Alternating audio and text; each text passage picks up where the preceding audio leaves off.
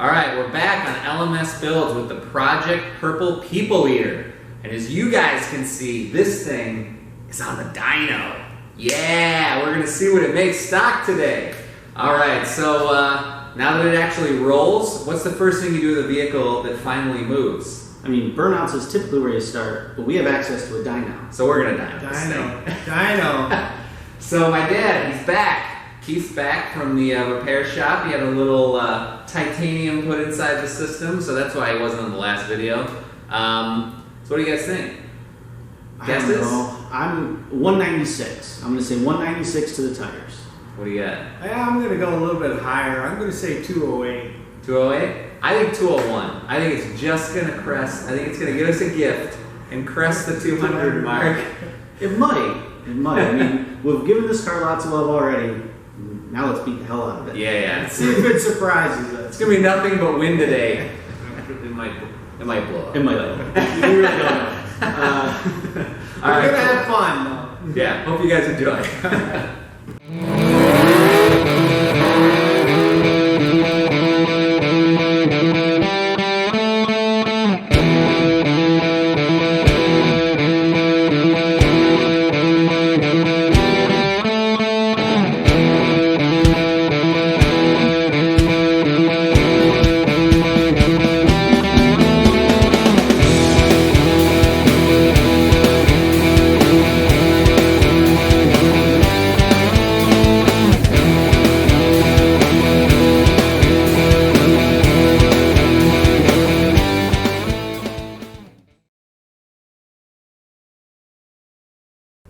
Alright, so we're working on the Mark VIII again, and we got the new brake lines.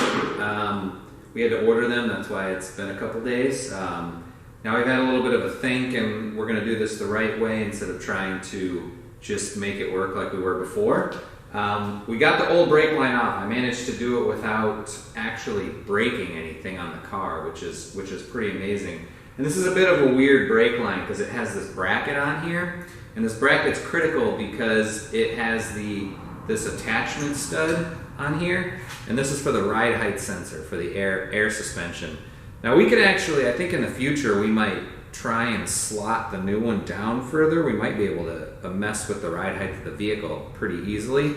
So I think this is the problem. We think this is what was causing the leak issue. I don't know if you guys can see, but this line is really corroded, like really corroded.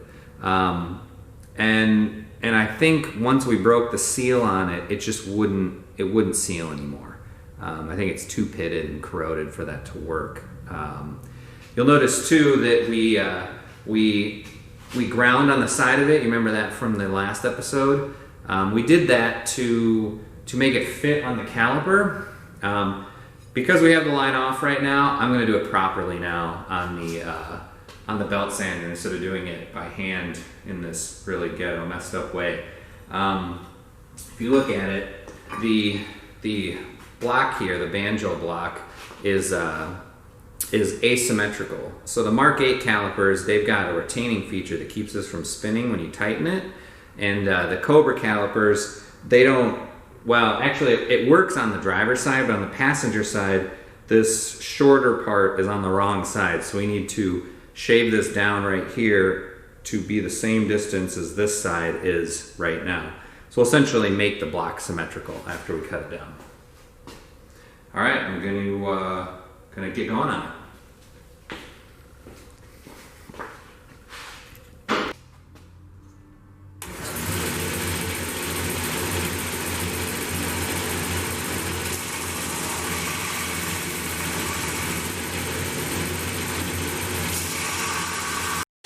Thousand years later.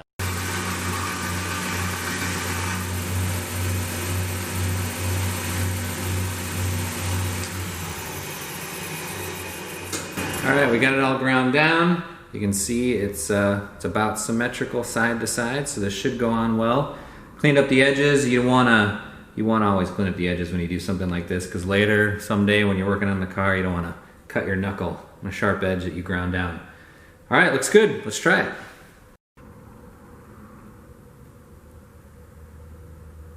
All right, I got the new bracket installed here. You can see the ride height position sensor right there that tells the airbag when to stop filling for the correct ride height. And you can see if we slide that a little bit more, I might be able to lower the car actually, which would be kind of cool. So it's in, didn't break anything, and it works now. You can kind of see the retaining feature on the caliper, why we had to grind it. So it's got the right retaining feature and everything sits correctly. Hopefully this fixes the leak. Now I just got to repeat for the other side. I'll get to it. Okay, we got it done on the driver's side. It's all in, everything's tight. You can see it's all in, looks good. Hopefully this fixes the problem. Now we're gonna try and build some brake pressure, bleed these a little bit, see if it's all good. All right, so we had a little trouble getting those brake lines to seal and bleed, but I think I got it all ready to go now. This is actually day 3 now. I just did this real quick to try and finish this up. So I'm gonna throw on the wheels now and take it off the rack. Hopefully it works.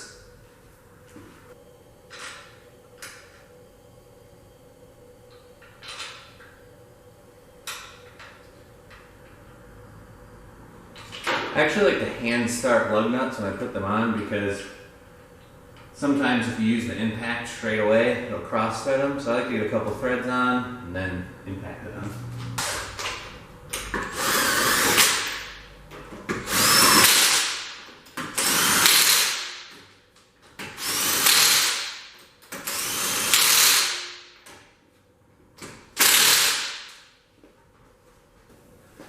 All right, let's get it down, take it off the rack.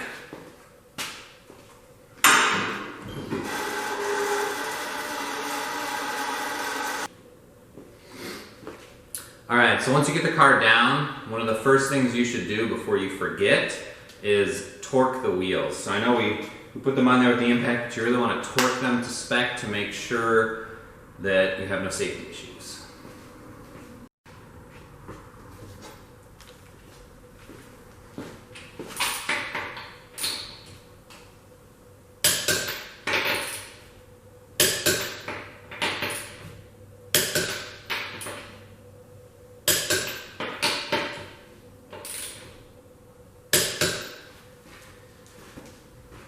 All right, finally gonna get this thing out of the shop. Yes.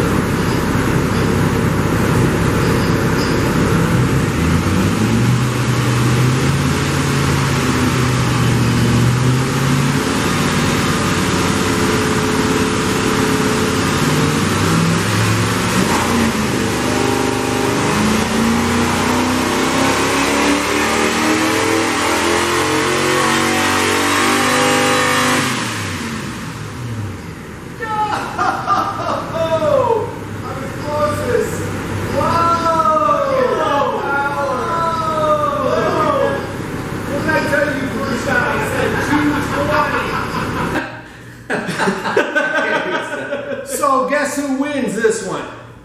I do. All right, he had faith in the Mark VIII and paid off, man.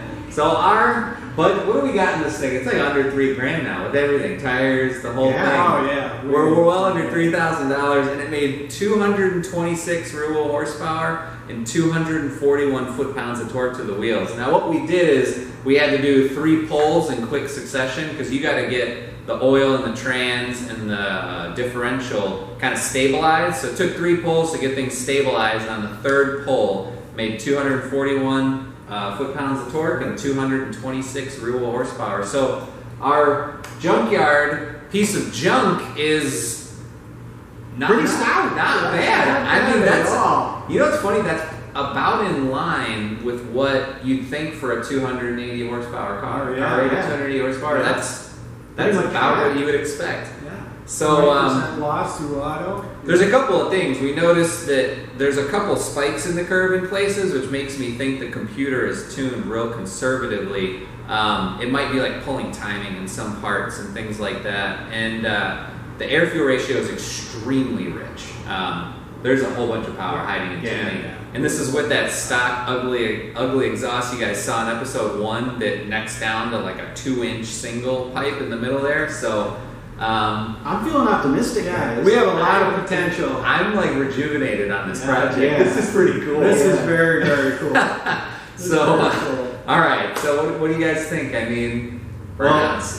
He's got to do a burnout. He's got the burnout. It's burnout time It's now. burnout It's your privilege. time. All right. All right. Burnout time. Yes.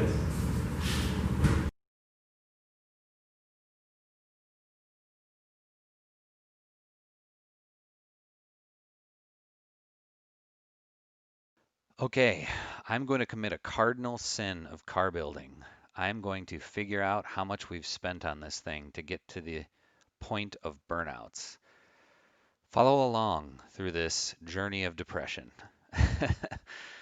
Okay, so in episode 1, we bought the car for $1,700.